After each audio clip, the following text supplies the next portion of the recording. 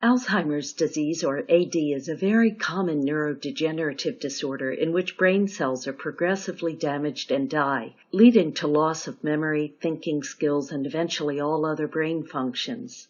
A brain consists of billions of neurons or nerve cells which communicate via chemical messages or neurotransmitters. This communication occurs in a space between neurons called a synapse. Neuron communication is essential to all brain activities. An Alzheimer's brain is characterized by presence of abnormal plaques and tangles.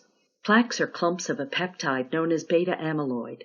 Beta amyloid derives from a larger membrane protein normally present on the surface of nerve cells. These clumps are toxic to nerve cells and may block cell-to-cell signaling at synapses. They are also believed to trigger inflammation responses that bring further damage to the brain tissue. Tangles are formations of a protein named tau. Tau protein's major function is to stabilize axonal microtubules, the tubular structures that run along axons of neurons and are responsible for intracellular transport. In AD patients, tau molecules are misfolded and clump into tangles.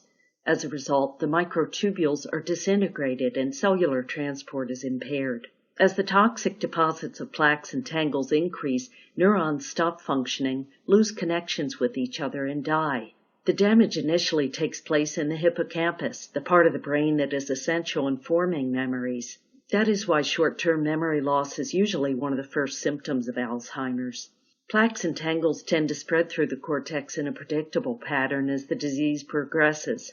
New symptoms appear accordingly and in an order that corresponds to different stages of the disease. At the final stage, the brain shrinks dramatically and nearly all its functions are affected. Most people with Alzheimer's show first symptoms after the age of 65, while the process of neuron destruction has probably started many years earlier. For this form of late-onset AD, the cause remains largely unknown, but a combination of environmental and genetic factors is likely. Notably, a certain form of lipoprotein named apolipoprotein E is shown to increase susceptibility to the disease. For a small subset of AD cases, known as familial Alzheimer's disease, genetic factors have been identified. This rare form of AD is linked to a mutation in one of several genes involved in beta amyloid production. For this group, the disease strikes earlier in life, commonly between 50 and 65 years of age, but can be earlier.